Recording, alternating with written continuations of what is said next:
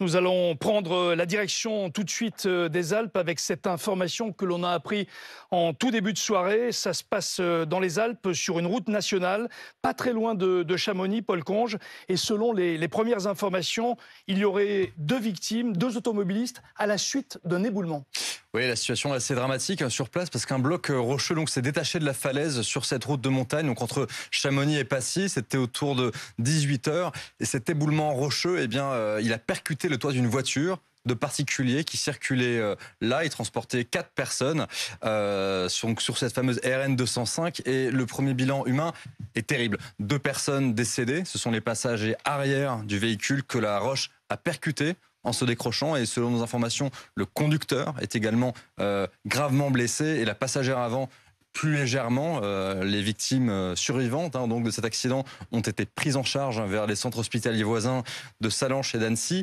50 sapeurs-pompiers sont sur place, dont une dizaine d'experts en déblaiement qui doivent notamment s'atteler à désincarcérer la voiture qui a été piégée par la roche. Et puis une vingtaine de gendarmes sont également sur place pour sécuriser la zone et pour faire les premiers actes d'investigation. Alors Thomas Piodella, bonsoir. Vous êtes chauffeur de car. Vous étiez dans le secteur en fin d'après-midi. Racontez-nous ce qui s'est passé. Alors je sais que vous n'étiez pas vraiment à proximité de l'accident, mais vous avez constaté qu'il y avait énormément de mouvements, d'effervescence, avec des déplacements, des allers-retours, notamment des pompiers qui étaient présents en force sur le terrain très rapidement. Oui, c'est ça. Bonsoir, bonsoir à tous. Effectivement, donc voilà, je terminais ma journée de travail, donc j'empruntais cette route comme je le fais en fait tous les jours pour rentrer chez moi. Et on voyait que vraiment ça s'activait dans tous les sens. On se demandait ce qui se passe, qu'on n'avait pas plus d'infos. Et puis après, on sait ce qui s'est passé. Puis on voyait que les secours commençaient à se mettre en place, les déviations commençaient à être effectuées, puis c'était un peu la galère à droite à gauche, quoi. Thomas Piodella, je le disais, vous êtes chauffeur d'autocar, vous avez l'habitude d'être sur ce type de route. On est à proximité, racontez-nous, à proximité du tunnel du Mont Blanc, c'est ça? Oui, c'est ça, tout à fait, à quelques kilomètres, à même pas une dizaine de minutes. Et alors, très rapidement, vous le disiez, la circulation a été coupée. Je le disais dans les titres, le tunnel du Mont Blanc a été fermé dans un sens entre la France et l'Italie. Oui, c'est ça, tout à fait, par mesure de précaution et pour éviter un embouteillage encore plus important qu'il était actuellement, en fait. Alors, on parle d'éboulement. Paul Conge, spécialiste police-justice de BFM TV, parlait du bilan à l'instant, parlait de ce rocher qui s'est décroché. J'allais vous dire, est-ce que c'est fréquent ce type de choses dans le massif alpin? Malheureusement, dans la région, on est très souvent habitué à ces chutes de rochers, notamment, je pense aussi aux gorges de l'Arly qui sont très fréquemment touchées. Mais c'est vrai que moi, pour emprunter très régulièrement cette route pour rentrer à la maison, c'est vrai qu'on a toujours un œil en haut pour regarder si ça tombe pas, en fait.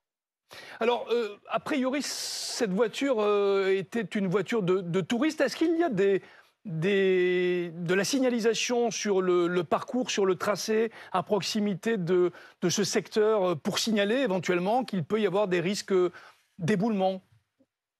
Oui, tout à fait. Effectivement, il y a des signalisations qui sont mises en place, il y a des filets de protection, mais malheureusement, quand ça tombe, les filets, ça ne fait que retenir. Après, ça ne peut pas empêcher la chute totale, quoi.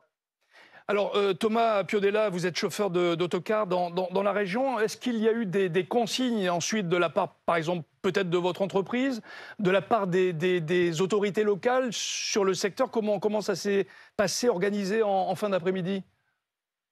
Après, ce qui s'est passé, c'est qu'on a eu des consignes d'être prudent, de faire attention, de prendre notre mal en patience et qu'il fallait attendre que cela se passe pour qu'on puisse regagner la route, en fait. Et est-ce qu'il y a eu des embouteillages? Est-ce qu'il y a eu des difficultés sur le secteur en fin d'après-midi à la suite de cet accident tragique? Oui, effectivement. En fait, moi, quand je rentrais aux alentours un peu plus de 18h20, 18h15, ça commençait à avoir des embouteillages. Et puis, on voyait que la signalisation de déviation venait d'être mise en place. Donc, c'était un peu la galère. Mais après, tout cela a été mis en place par la TMB. Puis après, tout a été fluide pour rentrer, mais environ une vingtaine de minutes de perdu. Merci Thomas Piodella, merci pour votre témoignage sur l'antenne de BFM TV ce soir à propos de cet éboulement.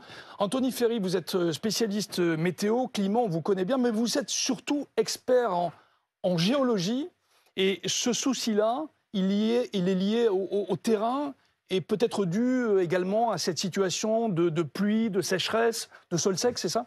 Oui, en fait, on a eu la succession malheureuse de 2 événements météorologiques. Tout d'abord, évidemment, l'épisode caniculaire que nous avons connu et que cette région a connu avec des barres de 35 degrés facilement atteintes par endroit. Cette chaleur, qu'est-ce qu'elle a fait, Jean-Wilfried? Eh bien, elle a créé des fissures à l'intérieur de la roche, tout simplement par contraction thermique. Et le problème, eh bien, c'est que très récemment, c'est-à-dire depuis 24 heures, nous connaissons au niveau de la Haute-Savoie et de la Savoie des orages intenses qui ont apporté près de Passy d'ailleurs 20 litres d'eau par mètre carré sur 24 heures. Cette pluie, elle s'est engouffrée dans ces fissures qui ont été créées lors de la canicule. Donc c'est la conjugaison des 2 phénomènes. C'est la conjugaison des 2 phénomènes. Les fissures remplies d'eau ont augmenté la pression à l'intérieur des roches. Et à un moment donné, lorsque la pression est trop forte, eh bien, le bloc s'effondre et la nature de la roche aussi joue. Là, au niveau de cette RN 205, nous sommes notamment, on le voit sur ces images avec des roches assez claires, c'est du calcaire. Le calcaire est une roche très fragile qui malheureusement, avec ses successions de chaleur et de pluie, eh bien, sont facilement friables. Paul Conge. Oui, justement, c'est une zone à risque. Et justement, dès l'éboulement, dès les premières minutes, un hélicoptère du peloton de gendarmerie de haute montagne de Chamonix a décollé pour survoler ces hauteurs rocheuses à la recherche d'instabilité, de zones friables pour déterminer si la paroi contenait, oui ou non, d'autres blocs qui pourraient ou pas se décrocher. Et donc, c'était sa mission. Il a décollé immédiatement. Et ce que nous dit la préfecture ce soir, eh bien, que cette zone de départ de chute des blocs, eh bien, elle reste toujours instable. Anthony, je reviens vers vous. Le témoin disait tout à l'heure sur BFM TV, le chauffeur de bus, que ce phénomène était relativement récurrent, fréquent. Totalement. Pourquoi? Parce que, alors, cette zone très précise, c'est des roches qui sont malheureusement très facilement friables, très facilement fragiles. C'est du calcaire et donc souvent, lorsqu'on a une alternance de périodes sèches et humides, qui malheureusement s'amplifie avec le réchauffement climatique, eh bien, ce calcaire, il peut très facilement se décrocher. Et ça, on l'observe assez régulièrement dans ces zones montagneuses, notamment donc ici au niveau du secteur de Passy. Alors, ce calcaire, il n'a rien à voir par exemple avec le granit que l'on rencontre au niveau du Mont Blanc, qui lui est beaucoup plus dur. C'est pour ça qu'il y a moins d'éboulements dans cette zone du Mont Blanc, mais beaucoup plus ici au niveau donc de ce viaduc. Alors pour ceux qui nous rejoignent, on parle de cet éboulement qui s'est produit en fin d'après-midi dans la région de Chamonix, entre Chamonix et Passy, sur la route nationale 205. Le bilan est relativement lourd, important. 2 passagers qui étaient à l'arrière d'un véhicule, un véhicule de tourisme, sont décédés et il y a 2 blessés graves, dont le conducteur qui a été hospitalisé. Florian Porras, merci d'être avec nous également. Vous nous avez rejoint. Un centre opérationnel départemental a été activé en préfecture afin justement de coordonner les opérations de secours et de sécurisation. Il est activé à quel moment ce centre? Qui prend la décision? Eh bien, ce centre, il est activé lorsqu'un événement majeur se passe dans le département. Ça peut être une grande manifestation, un accident d'ampleur ou encore un épisode météorologique impactant la circulation routière. C'est, semble-t-il, ce qui est arrivé ce soir sur la RN 205 avec, on l'a rappelé, ces 2 victimes, ces 2 passagers qui sont décédés. Où ce centre opérationnel départemental se trouve-t-il, Jean-Wilfried? Eh bien, il est situé au sein de la préfecture du département dans lequel a lieu l'événement en question. Ici, c'est donc en Haute-Savoie, la préfecture Annecy. Des salles sont équipées au sein de la préfecture pour permettre une activation immédiate de ce centre en cas de crise, comme ce qui est en train d'arriver ce soir. Qui se trouve à l'intérieur, Florian, qui se trouve à l'intérieur de ce centre opérationnel?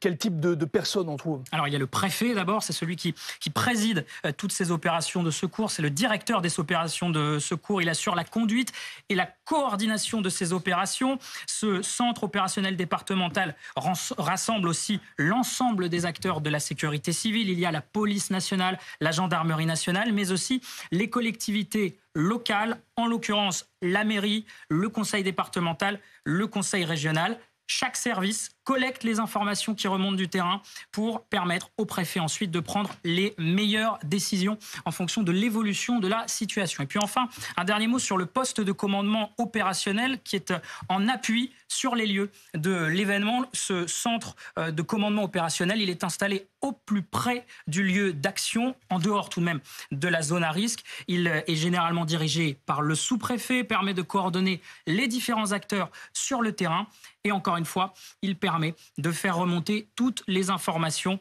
au centre opérationnel départemental, donc au sein de cette préfecture de Haute-Savoie. Voilà, dispositif complet qui a été déployé sur le terrain assez rapidement dès que l'incident s'est produit. Bonsoir Louis Soula, vous êtes urgentiste, vous êtes vice-président de SAMU Urgence de France. Merci d'être avec nous en ligne ce soir sur BFM TV. La première question que j'aimerais vous poser, beaucoup de secouristes sont sur place, on le disait.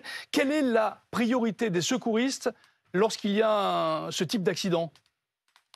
Oui, bonsoir. La priorité, bien sûr, c'est pour nous, pour les secours médicaux, de dénombrer le nombre de victimes et de les catégoriser pour les conditionner sur place et les orienter.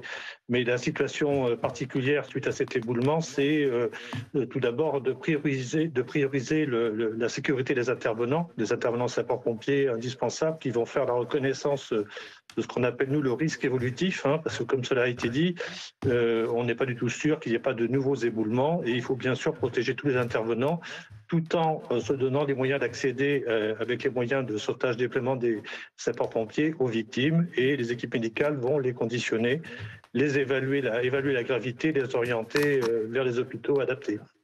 Vous êtes habitué, évidemment, avec des exercices d'entraînement à ce type d'intervention ?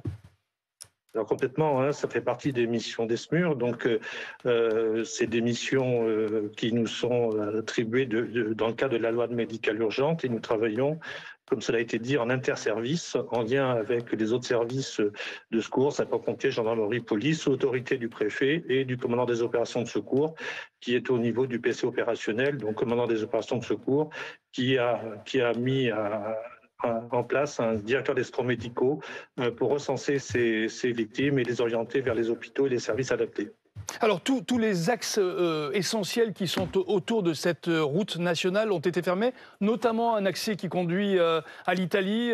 Dans un sens, il a été fermé. Il a été fermé pourquoi ? Pour permettre justement aux secours d'effectuer des allers-retours sur les axes vitaux ? Tout à fait, on imagine les difficultés d'accès. Il faut déjà éviter que d'autres véhicules soient impliqués dans des chutes de roches secondairement. Et effectivement, il faut, dans ces cas-là, des axes d'évacuation prioritaires pour permettre l'évacuation des blessés. Alors, j'imagine aussi qu'on veut absolument éviter ce qu'on appelle le suraccident. Racontez-nous ce que c'est. Le suraccident, c'est tout ce qui est lié à des carambolages de personnes qui s'arrêtent sur la route pour voir ce qui se passe et qui peuvent être piégées et surtout éviter d'exposer d'autres personnes à d'autres chutes. Donc c'est pour ça que la sécurité maximale est de couper l'accès, d'évacuer tous les véhicules qui peuvent l'être, parce que c'est pas forcément facile. Et le suraccident, c'est souvent ce que l'on voit sur les autoroutes, sur la voie contresens, où on est surpris par la présence d'un accident et on a très souvent des accidents en contresens. Là, c'est un petit peu différent. Le risque principal, qui n'est certainement pas encore complètement évalué, c'est ce qu'on appelle, nous, le risque évolutif de chute de pierres secondaires sur des véhicules qui seraient trop près du lieu d'accident. C'est ce qu'on appelle, lorsqu'il y a par exemple des séismes, les risques de réplique, c'est-à-dire des éboulements qui pourraient se reproduire. C'est-à-dire que j'imagine que le travail des pompiers, des secouristes aussi, c'est de regarder si en l'air, tout est sécurisé. Alors, c'est pour cela qu'il y a un hélico-gendarmerie qui a fait une reconnaissance pour voir s'il y avait d'autres risques d'éboulement. Et effectivement, les équipes, notamment les équipes sapeurs-pompiers qui sont entraînées pour le sauvetage d'éléments, vont identifier ce risque évolutif et de nouvelles chutes. C'est leur priorité après la prise en charge des premières victimes, malheureusement, impliquées dans ce grave accident. Alors justement, la priorité, vous le disiez, c'est la prise en charge des victimes. Vous êtes arrivé évidemment rapidement sur place. Malheureusement, vous avez constaté la disparition de 2 personnes. Il y a 2 victimes et c'est toujours évidemment une tragédie. L'autre priorité, c'était s'occuper des personnes qui étaient à l'avant, puisque les victimes, les 2 personnes décédées sont à l'arrière du véhicule. Les deux personnes blessées, elles, étaient à l'avant. Lorsqu'il y a un éboulement, il y a des rochers à déplacer. Il faut mettre en sécurité ces personnes qui sont gravement blessées, notamment je crois, le conducteur. Ça, c'est la mission principale des sapeurs-pompiers qui vont sécuriser les lieux et les équipes soignantes vont intervenir dans un deuxième temps dès lors que les lieux sont sécurisés, que les victimes sont accessibles, hein, parce que souvent il se pose un problème d'accessibilité. Et effectivement, c'est une situation un peu complexe et qui touche principalement une famille. Il ne faut pas l'oublier, une famille qui touche une famille de touristes qui étaient en vacances. Et donc, c'est un événement qui prend une dimension particulière, d'où la nécessité secondairement de déclencher une cellule d'urgence médico-psychologique. Alors, les secours sont sur place toujours à l'heure qu'il est. Les gendarmes sécurisent le terrain. Quel est le travail maintenant des urgentistes qui ont pris en charge d'une certaine façon les deux blessés?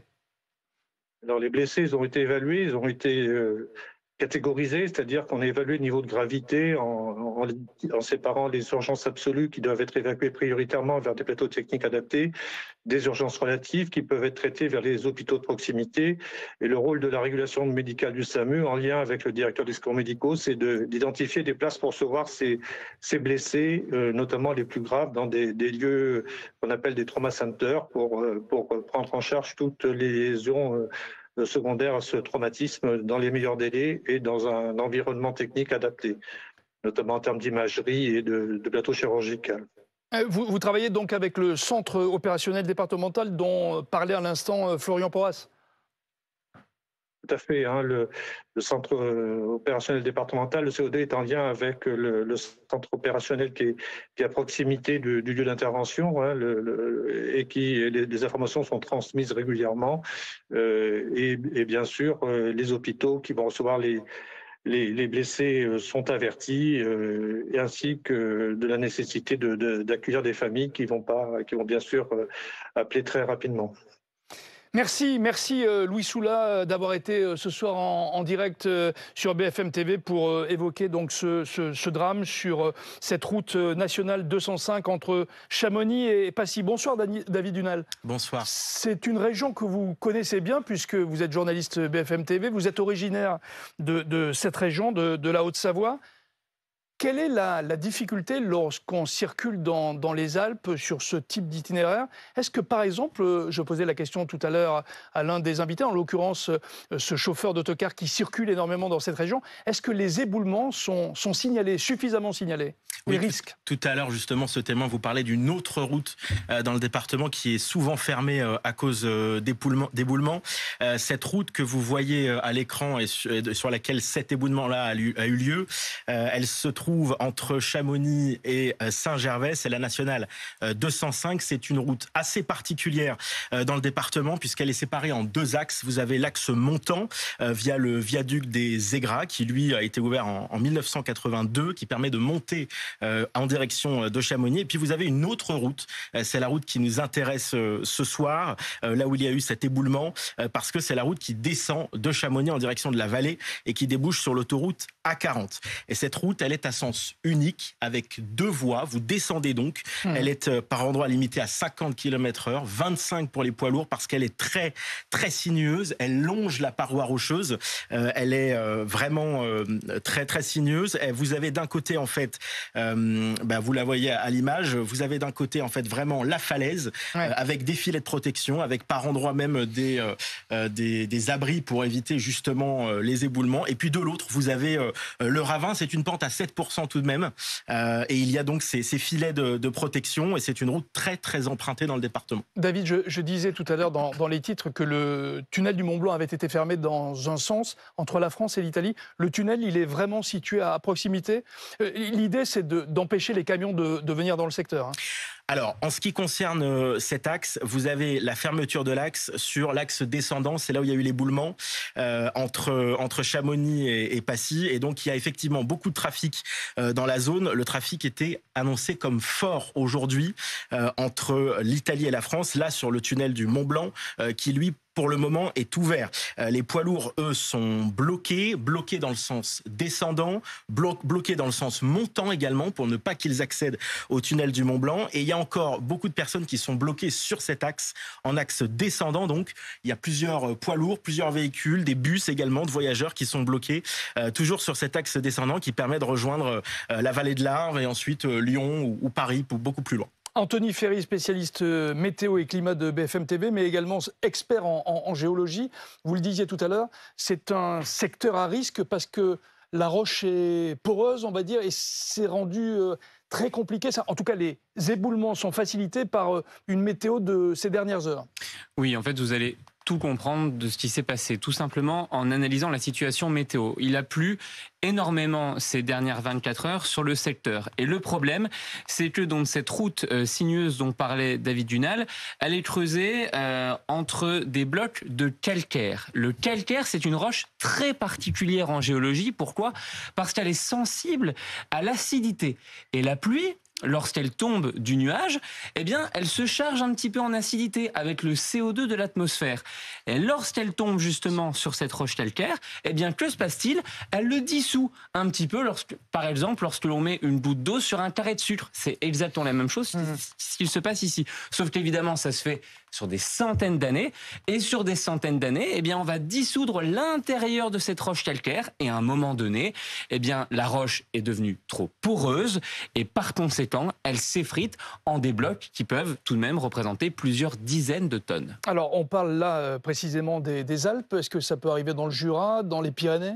Alors, le Jura est un massif calcaire. Donc, effectivement, ça peut aussi arriver sur ce type de massif. Les Pyrénées, le pied des Pyrénées également. Malheureusement, la plupart des grands massifs possèdent à leur pied ces roches calcaires qui se sont déposées il y a des millions d'années. Mais ça peut aussi se produire partout, tout simplement au niveau même de Paris. Paris a été conçu sur le bassin parisien, qui est un bassin calcaire. Tous nos monuments, tous nos bâtiments sont faits de cette roche calcaire qui est très claire. Et donc, elle est soumise, malheureusement, cette roche calcaire, à cette acidité qui peut la fragiliser très fortement et donc provoquer des éboulements. Il est quasiment 22h30. Merci d'être avec nous ce soir sur BFM TV. Nous nous attardons ce soir sur cet accident qui a eu lieu, cet éboulement qui a eu lieu en fin d'après-midi sur une route nationale entre Passy et Chamonix. C'est la route nationale 205. Paul Conge, service police-justice, quelles sont les dernières informations que l'on a en notre possession ce soir ?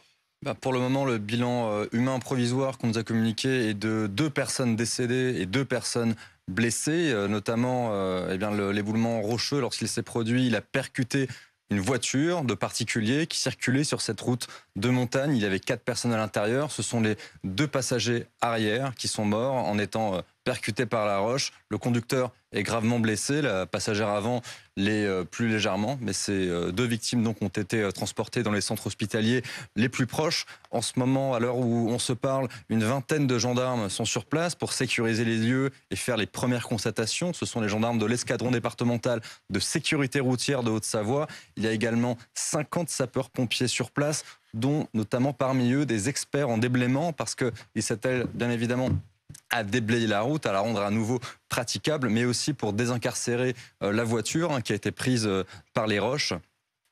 Et l'axe routier donc a été entièrement coupé pour permettre l'intervention des secours. Une intervention qui est arrivée très rapidement, Florian Porras, parce que tout cela s'organise. Ça s'organise notamment depuis un centre opérationnel départemental, ce qu'on appelle le COD, qui a été activé en préfecture. C'est ça, il y a tout un dispositif qui est mis en place ce soir, comme lorsque ce genre d'événement se produit. Alors ça peut être une grande manifestation, ça peut être un accident d'ampleur, ça peut être aussi un épisode météorologique impactant la circulation routière. Et c'est ce qui est en train d'arriver ce soir avec cet éboulement qui a donc causé la mort de 2 passagers d'une voiture. Où se trouve ce centre opérationnel départemental ? Vous l'avez dit, Jean-Wilfried, il est situé au sein de la préfecture du département, en l'occurrence la Haute-Savoie. La préfecture, c'est Annecy. Il y a à l'intérieur de ce centre opérationnel départemental des salles qui sont équipées en permanence pour permettre une activation immédiate en cas de crise. Alors, qui se trouve à l'intérieur, Florian, de ce centre opérationnel départemental, le COD ? Eh bien, celui qui dirige toutes ces opérations de secours, c'est le préfet du département. Il assure la conduite et la coordination des opérations de secours ou de sécurité publique. Ce COD, il rassemble aussi l'ensemble des acteurs de la sécurité civile, aussi les urgentistes, comme celui qui est intervenu tout à l'heure en plateau. Il y a aussi la police nationale, la gendarmerie nationale, les services de l'État concernés et des représentants des collectivités locales, la mairie, le conseil départemental, le conseil régional. Tous ces acteurs qui se concertent donc, qui sont donc en lien avec ce préfet du département. Chaque service collecte, on l'a dit, les informations qui remontent du terrain pour permettre au préfet de prendre les meilleures décisions. Et puis enfin, ce centre opérationnel départemental, il est en lien avec un poste de commandement opérationnel qui est sur place, en appui sur les lieux de l'événement, installé au plus près du lieu d'action, en dehors tout de même de la zone de risque. Il est dirigé par le sous-préfet de l'arrondissement en question. Et puis enfin, il permet, ce poste de commandement opérationnel, de faire remonter l'ensemble des informations aux membres du centre opérationnel départemental et donc le préfet.